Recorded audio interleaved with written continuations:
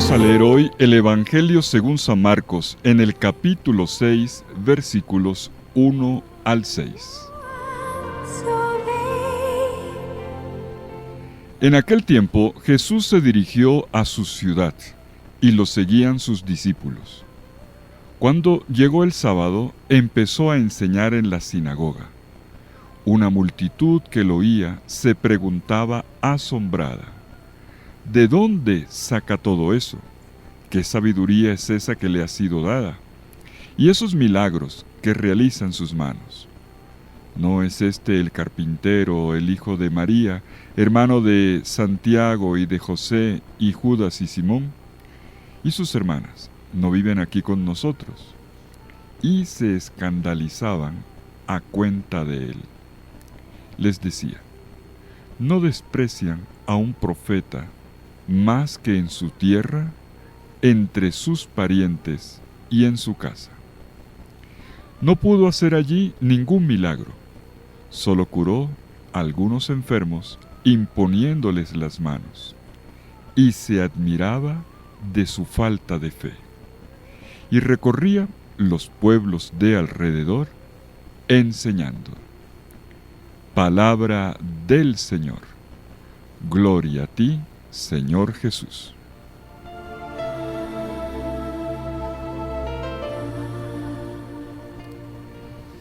Leemos hoy el pasaje del regreso de Jesús a Nazaret y la visita un sábado a la sinagoga. Vale anotar que esta será la última visita de Jesús a una sinagoga según el relato de Marcos. Vamos a entrar en nuestro pasaje. El narrador nos describe tres momentos. Primero, la iniciativa que Jesús toma de volver de Cafarnaúm a Nazaret. Lo vemos en los versículos 1 y 2, la primera parte, del capítulo 6 de Marcos. Luego, en un segundo momento, asistimos a la reacción de sus paisanos allí en la sinagoga de Nazaret. Versículos 2, la segunda parte, y el versículo 3. Y finalmente, la manera como Jesús afronta el desprecio y el rechazo de su misma gente. Los versículos 4 al 6.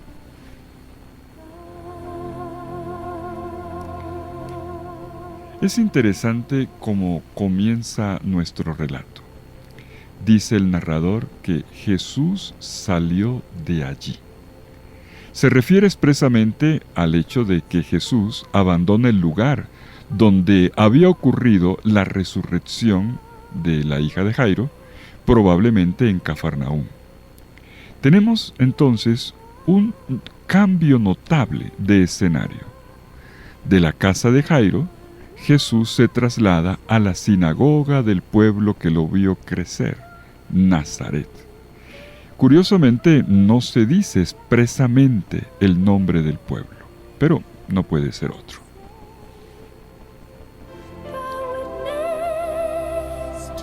Con este cambio de escenario, termina la gran actividad misionera de Jesús, que se ha desplegado en grandes enseñanzas, en parábolas, el capítulo 1, versículos 1 al 32, y con acciones de poder, que hemos encontrado en el capítulo 4, versículo 35 al 5:43. Una misión que ha abarcado diversos puntos de Galilea. Pero ahora Jesús decide volver al ambiente de su infancia y de su familia. Y en este punto se retoma una tensión que ya había sido narrada anteriormente, cuando en el capítulo 3, versículo 21 y 31 al 35, sus parientes lo malinterpretaron, tomándolo por, entre comillas, loco, y fueron a hacerse cargo de él. Con toda esta narrativa, Marcos viene haciéndonos caer en cuenta que tanto las enseñanzas como los milagros de Jesús requieren la apertura de la fe, requieren ser acogidos desde este abrazo de la fe. De esto depende el estar dentro del acontecer del reino o quedarse fuera de su horizonte. Y como ya vimos, Jesús había sido rechazado por las autoridades religiosas, por los demonios, obviamente, y también por los habitantes de un territorio pagano, los gerasenos. Pero aquí llegamos al punto crítico. Un Jesús incomprendido y rechazado allí donde se supone que más lo conocían y más debían apreciarlo, Nazaret.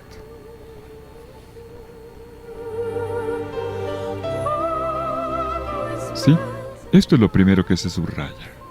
El conflicto estalla precisamente en el ambiente más sensible, que es el de su pueblo y el de su familia. La tierra de los primeros afectos, precisamente el mundo en el que Jesús creció y donde lo conocían bastante. Bueno, se supone. Un contexto que el mismo Jesús, en este mismo pasaje, cuando le responda, va a describir en 3 círculos concéntricos: la patria, la parentela y la casa. Así lo dice en el versículo 4. Y es aquí, en medio de su patria, en medio de sus parientes y en su propia casa, donde el distanciamiento se hace grande y donde llega a un punto de no retorno por medio del paso de la incomprensión al rechazo.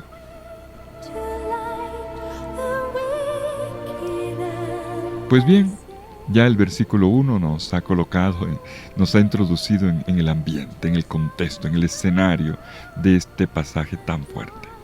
Jesús viene espontáneamente a Nazaret junto con sus discípulos, pero no para retomar allí su antiguo trabajo de carpintero, sino para ocuparse ahora de lo que le es propio, de lo que lleva en el corazón, su misión, la misión que el Padre Dios le ha encomendado.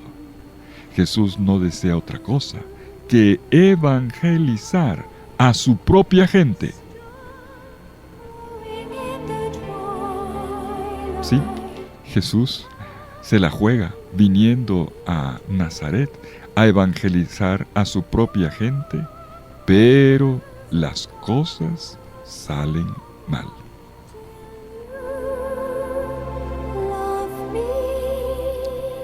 Como ya ha sido habitual en este Evangelio de Marcos, el narrador deja sentir el conflicto que estalla por medio de las preguntas. Si en el primer milagro de Jesús en Cafarnaúm, lo leímos el domingo pasado, la gente se abrió a la novedad del Maestro por medio de la pregunta, ¿qué es esto? Y la gente, al mismo tiempo que preguntaba, se abría a la novedad y le reconocieron que su enseñanza era nueva y que tenía autoridad. Ahora en Nazaret, la gente pregunta, pero no para abrirse, sino para darle la patada, para cerrarse. Los paisanos de Jesús solo hacen preguntas, no hacen afirmaciones, no llegan a una conclusión ponderada sobre Jesús que capte lo que le es propio, y ellos se escandalizan de Jesús, cerrándose a su persona y a su misión.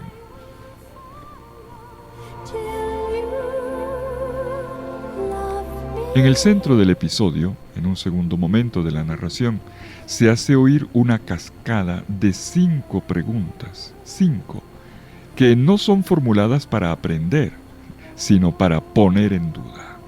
Miremoslas en los versículos 2 y 3. 1. ¿De dónde le vienen estas cosas? 2. ¿De dónde sabe tanto? 3. ¿Y esos prodigios hechos por sus manos? 4. ¿No es este el carpintero, el hijo de María, el hermano de Santiago, José, Judas y Simón? Y 5. ¿Sus hermanas no están aquí entre nosotros?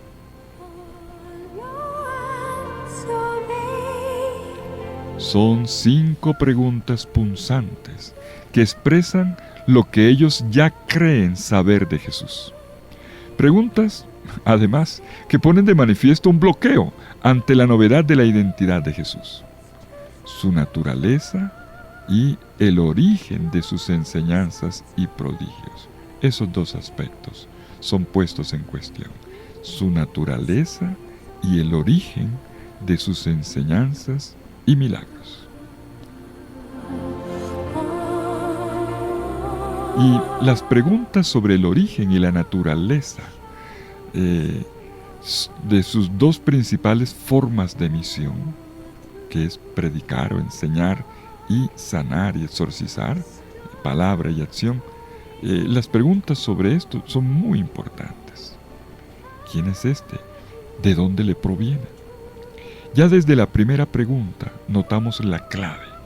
La primera pregunta es clave, porque indaga ya el origen de Jesús. Se preguntan, ¿de dónde le vienen estas cosas? Atención con la pregunta, ¿de dónde le vienen estas cosas? Lo que no encaja en el auditorio es que no parece haber lógica entre las cosas, como dice el texto, estas cosas, entre las cosas extraordinarias que se evidencian en Jesús. Mucha gente ya ha sido testigo en todos lados, o sea, su sabiduría y sus prodigios, no encaja con los orígenes de una persona a quien han visto crecer como un carpintero, uno nacido de mujer, con hermanos y hermanas conocidos por toda la aldea. Él pertenece, además, a una familia que ya antes se ha mostrado que no lo entendía.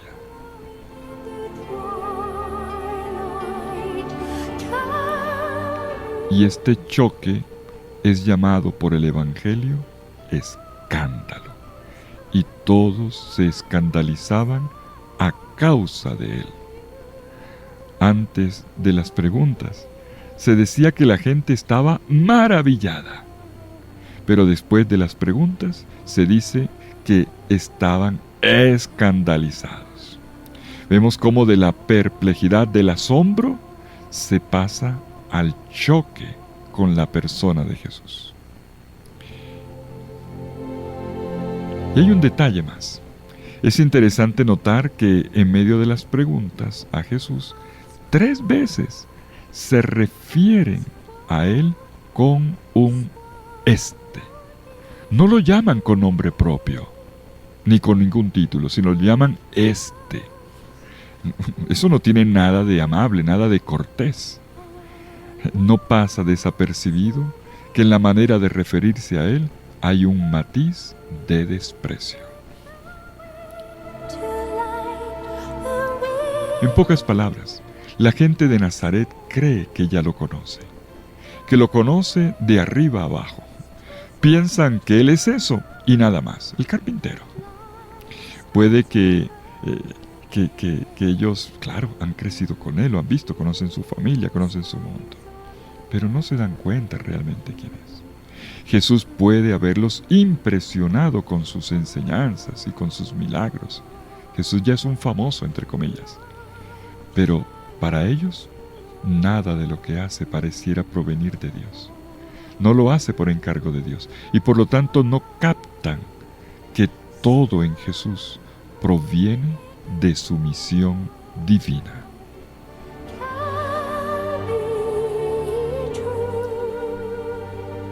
Y la actitud negativa que adoptan ante el Maestro se resume en la expresión y se escandalizaban de él. El verbo escandalizar, que etimológicamente en griego significa tropezar, escándalo en griego, escándalo es tropezar, indica que Jesús les choca, se niegan a creerle, no quieren reconocer que viene de Dios, y entonces toman una actitud que es pasiva, no van hasta el punto de querer matarlo como ocurre en otros relatos, pero su frialdad ante él es evidente.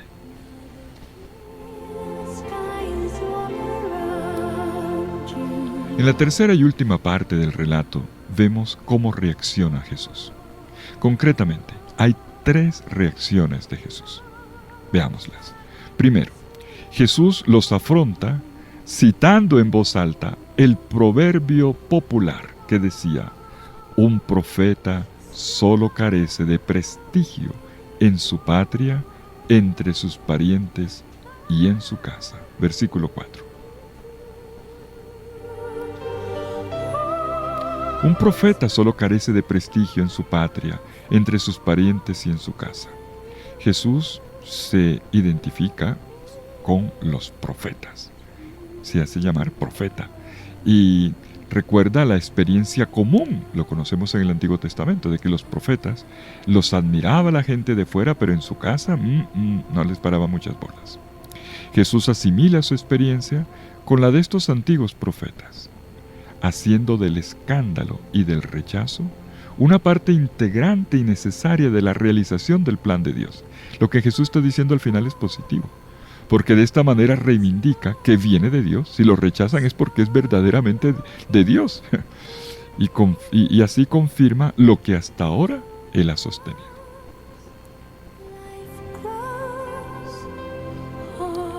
Segunda reacción, versículo 5.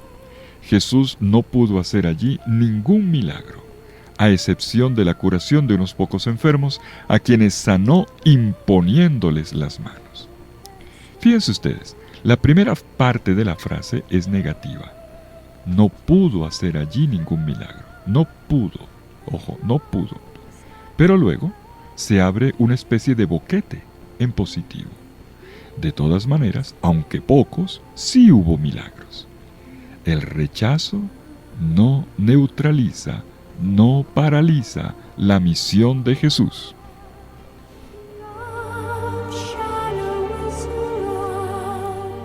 La imposibilidad manifiesta en Nazaret es limitada. El narrador dice cosas sutiles. Dice que solo ocurre allí. Y no pudo hacer milagro allí. Solo ocurre en Nazaret. No dice que haya sido en todas partes. Allí. Y inclusive allí hubo gente que de todas maneras creyó. No fue el 100% el bloqueo, la cerrazón. Y entonces entendemos algo más. Jesús no obliga. Jesús espera siempre la respuesta generosa, libre de cada persona. Como ocurrió con el leproso del primer día.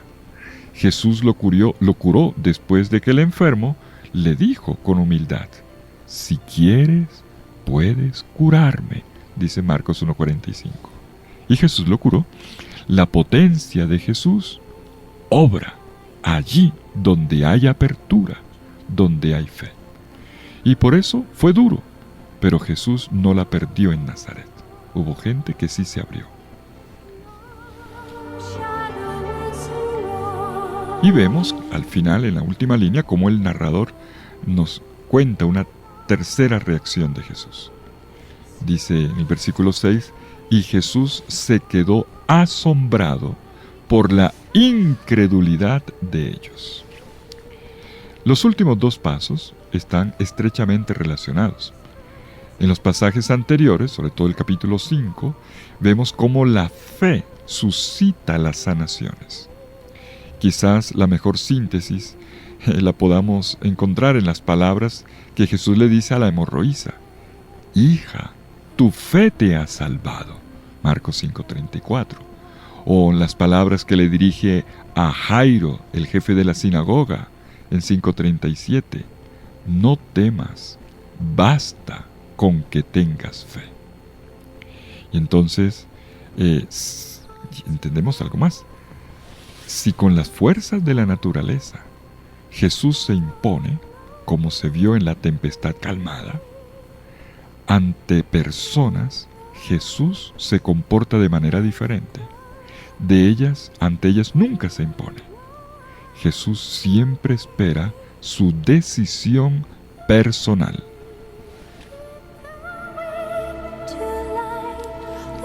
¿Y cuál fue la respuesta en esta ocasión? En esta ocasión es claro que muchos le han dado un rotundo no. de la manera que ya vimos, por medio de cuestionamientos. Ante Jesús en Nazaret se exhibió una triste incredulidad. Y es así como aprendemos que la falta de fe es lo que mina el círculo de las relaciones más íntimas de Jesús. Precisamente su patria, sus parientes y su casa. Y la reacción de Jesús es maravillarse. Quiere decir que no le es indiferente.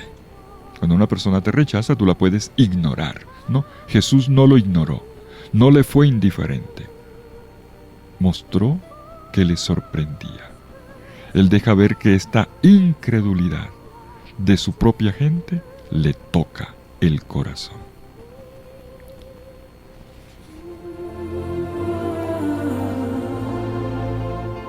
Este maravillarse de Jesús no es otra cosa que una mano tendida, que la paciencia también y la apertura de parte de Él para esperar a que llegue el día de la fe.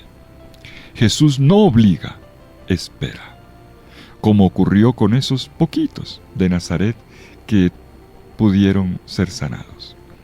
Jesús viene al encuentro de la esperanza y de la confianza de algunos enfermos que claman ante Él. Y aún en medio de aquella adversidad, vemos cómo Jesús, a pesar de todo, estuvo listo para ayudarlos y para sanarlos. Pues bien, mis queridos amigos, todo discípulo de Jesús está llamado a tomar nota de lo que ocurrió en Nazaret, para estar con Jesús y para entrar a formar parte de su familia de discípulos y para compartir luego su misión. Se requiere esta apertura a la novedad de Jesús. Que Jesús nos cause preguntas, claro que sí, pero dejar que la respuesta venga, no cerrarnos, para poder hacer encajar aquello que a primera vista no pareciera lógico. La sencillez del carpintero en la grandeza del Hijo de Dios. Y no lo olvidemos, mis queridos amigos. Cuando hay apertura, suceden cosas maravillosas.